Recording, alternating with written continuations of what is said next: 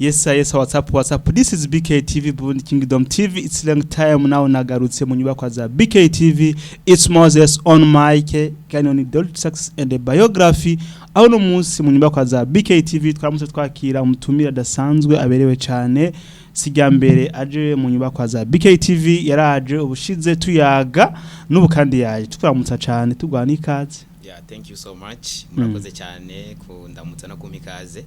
Yego. Umeze neza cyane. Uramahoro. Gose rero. Akazi bigenda neza. Cyane gose. Yeah. Hari gihe umuntu agira indoto, hamaza ndoto akazishikako. Ndibuka iganiro giheze wari waje hari ibintu bikomeye washikirije abari kubadukurikirana. Tunakubaza kwanza urabona umwaka ugeze. Sikaje amezi nk'atatu umwaka ugira urangire. Nice ikintu wishimira kuva mu kwezi kwa mbere ushika mu kwezi tugezemo. Urakoze cyane ni ikibazo kiza reka mbanze nibwira abadukurikiranye. Nitwa Sammy Kingdom Boy. Ego. Nkaba ndi umustiliste. Warumbajije uti SK ni stiliste akorera he babwire ga shop yawe bayimenye. Okay, nkorera muri company yagutse si shop gusa tuzi na materiel. Kingdom Boy ni company yagutse cyane ikora imideri yambika abantu mu manza yambika abantu mu buzima bwa misios ariko kandi tukaba twazanye brand nshasha meruka ngaha ndiko ndababwira yuko twifuza gukora brand nkuko wavuga Louis Vuitton, Polo, za Gucci. Utwemeza yuko nabantu boza bahurumbira ibintu kandi byaramaze kuba. Ego vraiment. Narabivuga ndazi ko namwe mwaribaza narabona nkavuga ati no nivyo bintu muzobikora. Azikura hino mu jeune sikwiyemera. Ndamaze kubona abantu benshi baratinya gutangura ibintu ariko ni kugira Imana ivuga yuko ihezagira ibikorwa by'amaboko y'umuntu. Imana nta munsi numwe izigera ikora responsibility y'umuntu. Imana irakurindira kugira ibone kuyizeye. Kimwe mu bintu bituma Imana ibona ko uyizeye cyambere no gutera intambuko ya mbere. Kagira pa ugatera imwe na igatera 99. Rero hari gikurindira kuzotera ya ntambuko ya mbere ikabura. So rero Kingdom Boy murabona iyi brand ni brand yacu yitira umuhungu w'ubwami bw'Imana. Ego so warubajije ati ni abakobwa ntibarimo n'abahungu gusa. Abakobwa barimo cyane. Nakajambo boy mu bisanzwe izina ry'ikintu ndavuze ko ari brand cyangwa se company. Company rero ibirimo ibintu byinshi cyane. Nkubu tushaka kuvuga ndamama house ntibivuze ngo izinjiramo. Ego. Rero Kingdom Boy ni company yitira umuhungu w'ubwami. Umuhungu w'ubwami bivuze ni company izana imideri ikora imideri muri iyo mideri rero si y'abahungu gusa turashobora no kwambika n'abakobwa. Ni company yitira umuhungu w'ubwami ariko si bivuze ngo ni iby'abahungu gusa. Si iby'abahungu gusa n'abakobwa turabambika kandi bakabegwa nk'abantu badukukirana ku marezo sosio. Baramaze kubona ko imipira irabera abantu kandi si imipira gusa turiko turiyumvira vuba cyane. Urana ko turiko turegereza igihe cy'imvura vuba cyane turabazanira amajampa imipira y'imbeho. Igicapo ni cyakindi nyene turifuza yuko tuzambika abantu ibintu byose. Ibirato, amasaha, amakostime, ibintu byose nyene amapantaro. Ya turiko turaviza nyene igicapo brand nyene ni marke ikora imideri kanaka nta karimba ifise. Tuzoshika n'ahantu hamwe n'abantu bavuga bati urabona hari igihe umuntu ashaka kuvuga ati ndakunda marke ku buryo numva je byose no bideha kubera murambona amafoto y'abantu mwambika baberewe mu shop nziza. None ubona gute Kingdom Boy ubona yakiriwe gute muri society? Uriko uravuga ino brand bo turashima Imana cyane iyi brand yakiriwe neza cyane hano hanze abantu barayikunze. Ni kimwe navuze abantu baratinya gutangura ikintu urumva haraciye kinini mu Burundi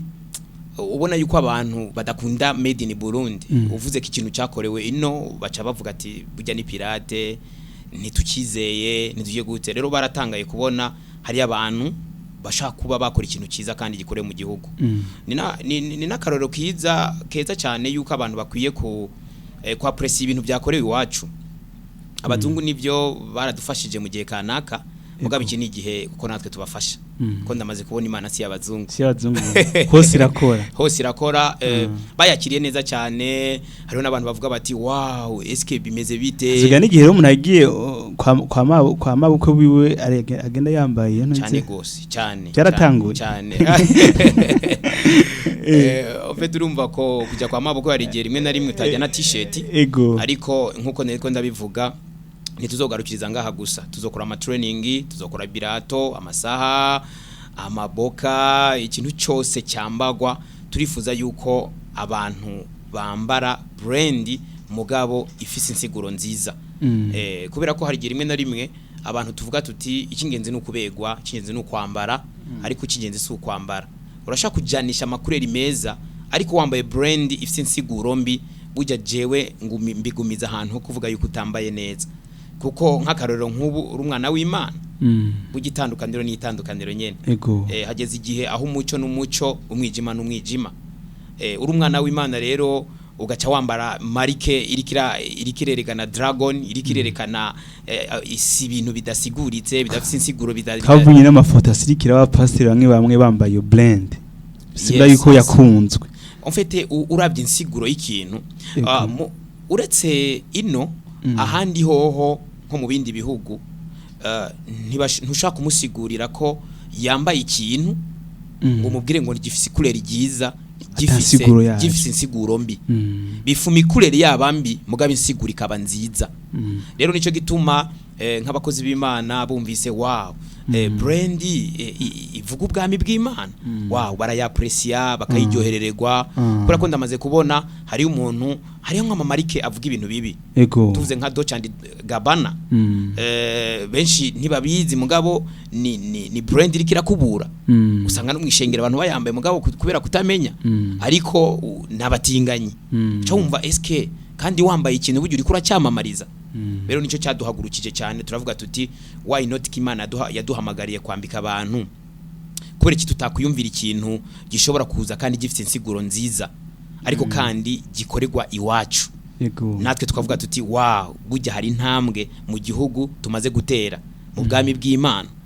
ni byiza kwambara marike si bibi ariko kandi none umaze kumenya iyo marike ikivuze bujya ntiwaba uri kurayamamariza utabizi kandi uko wobigenza kose simpaka nguze ku maradiyo ngo niho waba uri kuramamaza ikintu bujya ikintu cyambaye uri kuracyamamariza ushaka ubutabizi mugaba ikintu cyambaye uri kuracyamamariza rero ibaze kuba uri umwana w'Imana uri umwana w'umuco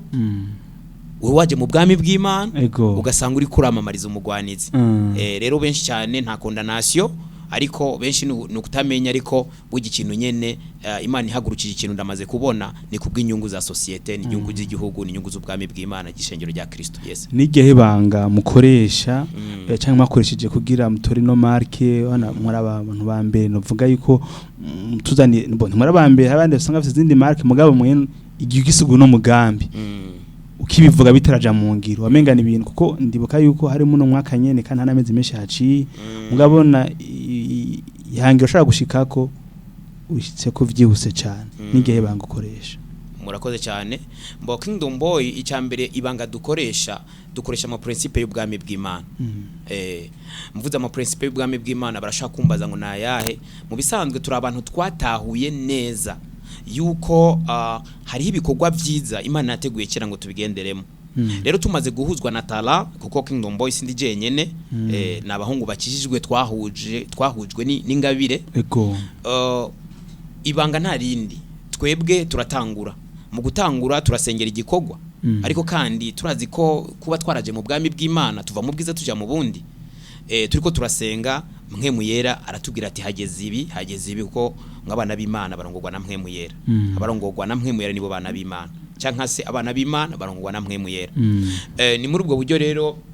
twebwe nta rindi banga iki ni gicapo tumaranye igihe urazi ko nubwo mperuka ngaha twari tutarabikora ariko narabivuze ariko ati twebwe ntituriko turiyumvira gusa iki gihugu ntituriko turiyumvira kandi no kurangura ubusigaye ujabuka yes ubu dusigaye tuja hanze icyo gituma nakubwiye ko tutatuje natwe natwe tuzaniye iki nga muri BKT ndafise brand nta kibazo ego rero ibanga nta rindi ni Mpwemu Yera ibanga nta rindi ni Mpwemu Yera igihe cyose ndamaze kubona umuntu iyo ari karasengera ikintu Imana iramubwira ivyaco kubera ko ibisi bishasha ni ibintu Imana iba yarateguye cyera ngo tubitambukiremo rero ushaka kumenya intambuko ikurikira urasenga ukabaza mpwemu yera Holy Spirit akakubwira ati hakurikiye hiki mu terambere ry'umuntu aburamwe intambamye hari n'abantu usanga ari bagenzi bawe basigaye agashavuga kanika ati Sammy yateye imbere asigaye ajya kurangurira yeboye mwaya none wowe izo ntambara ayo matwi tumvise yuko uvuga cyane bijanye n'Imana urasenga amagagazo uhura nayo y'abantu bashaka gusubiza hasi kandi nawe ubona ushaka gutera uje imbere mu bisanzwe nta muntu agwanya Imana icambere jewe nkitangura business natahuye akantu kajanye n'ikigira 10 ego dime burya utanze ikigira 10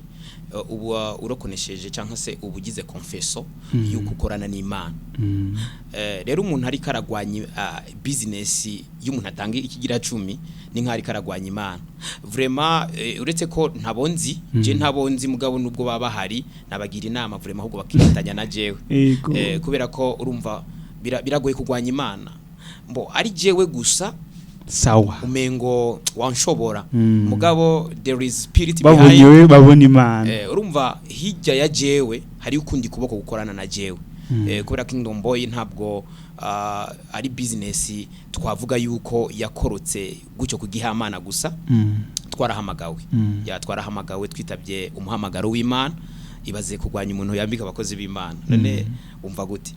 nibikunda barashaka kuba bahari ariko urabizi ko twebwe vraiment tugerageza kuba amahoro n'abantu bose nta muntu novuga vraiment ngo ari karatugwanya ahubwo abo ngoma mbona n'abantu baduha courage batubwira ati mukomerezaho mubandanye ndatangara cyane abari Kigali mu Rwanda baguma bavuga ati uwo mupira wodushikira gute yo brand yanyu ni nziza benshi bakavuga ati mufise ibintu byiza bya qualité abayambaye barashaka kuyambara ukabona na dimanche benshi kubuzi bazambaye no gusenga barazizana no barazizana kuko ni imipira myiza cyane urumva rero nacyo kitutera intege kikavuga tuti bujya ntabwo turiko turikorana turiko hari kuboko kuriko kuradupushinga hari kuboko kuri nyuma yacu kuriko kuradusunika biraboneka yuko abantu bavyakiranye ubugwa neza cyane kandi natwe ntituzobahemukira imyaka 5 muca mwibona he ugeranije ndakunda kubivuga imyaka 5 ni imyaka myinshi cyane uri kurakorana n'Imana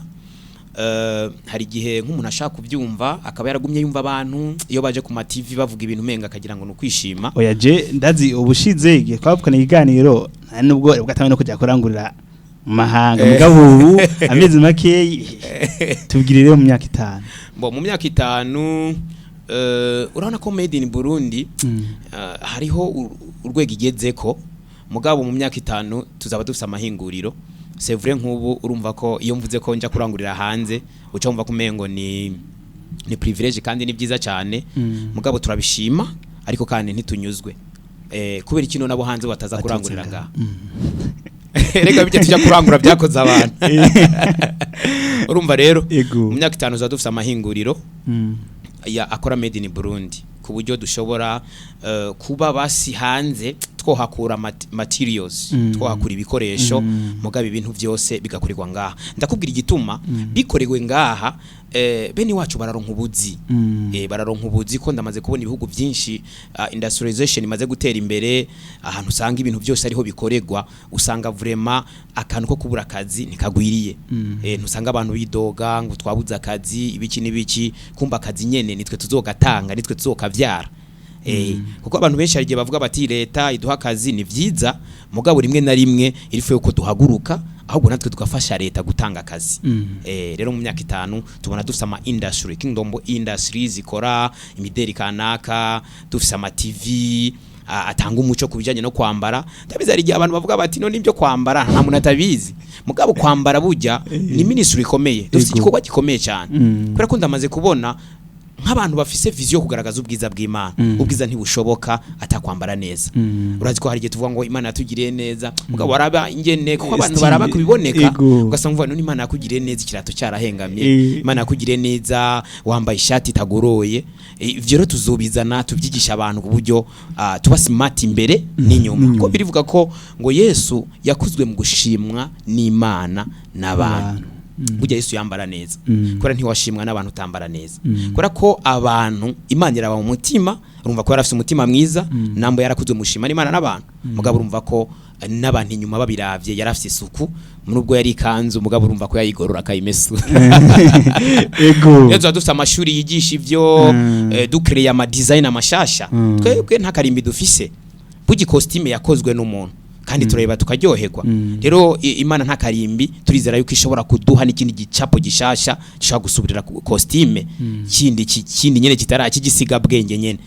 abana b'Imana mu bisanzwe iki nigihe cyacu cyuko natwe tuvyara ibintu kubyo abantu baturavye bavuga bati vrema Imana yanyu irakomeye cyane tabona urumuyabaga kandi racari modo iyo mitwe yose ubwo buryo bwose byagenze gute unabwiye nundi gora ati haguruka mukore birashoboka mwe byagenze gute nibyo nyene nakubwiye mu bisanzwe ikintu cya mbere namaze kubona ni Imana urabona mu ntango Imana ntigeze ibona umuntu ariko arabaho yidepandaho nkawe nijo nkunda kubwira abantu ahantu hose ngiye burya ntushobora kugaragaza ubuzima Imana yakuremeye uri hige umugambi wa Yesu Kristo urabona Imana yazanye Kristo ngaha iramutanga kugira ngo bikunde yuko dusubira mu gicapo cyambere kijya Adamu yatakaje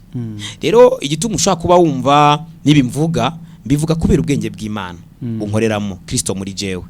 rero jewe kenshi ahantu ngiye hari umuntu ashaka kuvuga ati nukuri wanashima jewe simbona none nokora iki kugira ntera imbere nokora iki kumengo kuko nta muntu numwe adashaka gutera imbere gusa urumva benshi baca hatariho mugabo je rero ndiko ndababwira yuko hari inzira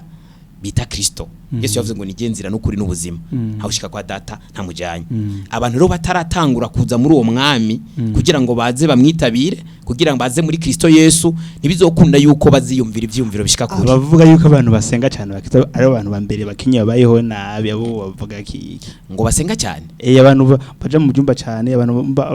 bihe ubuzima bw'Imana gose ngo busanga ngaraba bo sukwiyemera biheho yabo ngo simiza cyane bo sukwiyemera je ndasenga vraiment I'm a man of prayer mugabo ndi n'umuntu akora rero ikintu cyose uvuze man of God benshi agiye baca mu mukozi w'Imana mu pastor mugabo man of God bivuze umuntu w'Imana n'umuntu urashaka kuba man of God cyangwa se woman of God umuntu w'Imana n'umuntu Imana igukeneye irakuronka Moses Imana ikuvye saa 6 y'ijoro uti sengera iyi famille ucuvyuka kuko nta kibata wasenze rero ndi umuntu w'Imana muri ubwo buryo Imana ikeneye kwambika abantu bakomeye aba president aba ministry ndahari kugira ngo ndayifashe kuko ibintu byose bujya abantu iyo basaneza Imana iraryoherwa kuko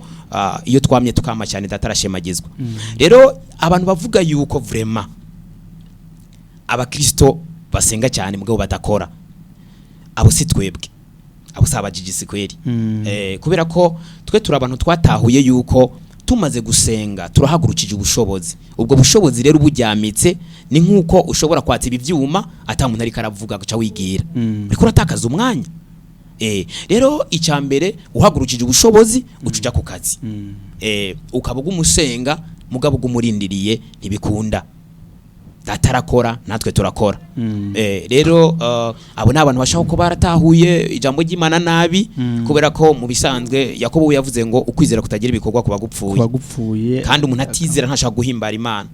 rero turumva tukizera tugasenga tukaja ku kazi dukeneye kumenya ubucuti buri hagati yanyu na Victorious Team okay Victorious Team icyambere urazi ko dusangiye ubwami bw'Imana nabo nabantu ariko barakorera Imana mu bijyanye no kuririmba rero ubushuti buhari nuko baraduseriva natwe twabaseriva turafashanya basoya karirimbo turaryoherwa mugabo kandi urumva indirimbo ntibazayisohora batambaye ego ubushuti buhari rero turiko turabambika hariho n'indirimbo ngira ibyo bivuze kubera wabonye amafoto amwe namwe ku marezo sociaux twarabambitse hariho indirimbo bagomba gusohora kandi imeze neza cyane sinibyo gusa turiko turapanga yuko tuzagiranira amasezerano yo gukorana nabo haba ku stage atandukanye sinzi ko mugabo sibanga ndiko ndavugana n'umurongozi wabo wo bita Davi ariko avuga yuko binagenze neza aritwe tuzabambika muri Kainosi ngira murazi pati bajya bagira bita kayinonsi uyu mwaka irahari ariko dushobora kubambika yego ubushuti buhari rero nubwo turiko turakorana nyene PS team yaraje ibagana kandi bako mwayitunganije neza kandi bako nakaza gatera kiyongera hama tangara adresse nakajambo kanyuma ubwira abantu abakeneye kwambara bavuga ati je noransha kumba ari abantu baje kwambika abantu babwire ngene bogutora amazo social yawe iki byose bo nitwa Sammy Kingdom Boy kuri Facebook page urashobora kujaho ukarabikogwa twakoze ukaraba n'imipira ukaraba na si bidukora gusa navuze yuko turambika abantu mu misi mikuru n'ibirato bikaze kaze birato amasaha ibintu byose ariko kandi si ivyo no kuri Instagram ni Sammy Kingdom Boy dukorera mu ruvumera ku isoko winjirana kuri 21 ni shop numero L11 winjiye mu isoko ku bantu bazi mu ruvumera ubajije Kingdom Boy aho dukorera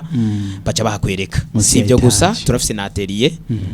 basanzwe badukurikirana Kingdom Boy navuze yuko tutakora ibijyanye na shop gusa hariho bazi bita Festus International Stylist turakorana n'umu designer wacu nawe n'umu Kingdom Boy akora muri ville urabona Avenue de la Mission hariho ahantu hari kuri Smart hariho galeri kuri la ménagère winjira indani ubajije Festus International Stylist barashaka kumukwereka cyase Festus Kingdom Boy baramukwereka hama ukeneye rero aho wadutora nimero za telefone ni 61 19 29 43 iyo nimero ni WhatsApp ariko kandi na telefone turakwitaba ikintu tutakubajije wumva utuvanga udashikirije unarangiza n'icyayi ikintu novuga no gushimira abadukurikirana bariko baradushigikira cyane nari ndiko ndabivuga yuko haracigiye kinini ikintu gikorerwa mu Burundi abantu kugira ngo berekane yuko ari originale bakandikaho made in Turiki cyakoreye mu Burundi cyakorewe mu Burundi mugabo ubu ngubu urabona yuko made in Burundi bariko barayishigikira cyane Kingdom Boy abantu bariko baratubwira courage benshi nutaravuga ati no ugura iyo produit yanyu mugabo abasakayishima akayishima rero biradutera intege kandi ndabatangariza yuko vuba cyane ku ma réseaux sociaux yacu turaba twazanye imipira ama training inkofero ama produit atandukanye avuga ubwami bw'Imana kugira ngo umwijima tukure mu bantu turi mu gihugu cy'abakristo vraiment turi mu gihugu twanka umwijima turi mu gihugu twagiriwe ubuntu dufise tere nziza yo gukorerako dufise umutekano dufise indongozi nziza so icyo nuvuga vraiment no shimira abantu muri ubwo buryo kandi babandanye badukurikirana uciye kuri Kingdom Boy ahantu gira ka like sharing no kubandi kubatarabimenya wabwira ivyo kuko ndamaze kubona nituguma twa pressive ahandi uzosanga twebwe tutariko turatera imbere kandi zoguma twumva kumengo mu Burundi ntidushoboye ariko ndamaze kubona Imana ni ishoboye muri twebwe turashoboye kandi dufatanije hamwe twese tuzoshika kure cyane murakoze cyane tunabashimira ukuntu mwatugende murakoze cyane namwe kudutumira ego ariko adukurikirana ikintu kiganiyo turakunda abantu bagira ama commentaire nturenga batagize commentaire tubashimira cyane it's Moses on mic bye bye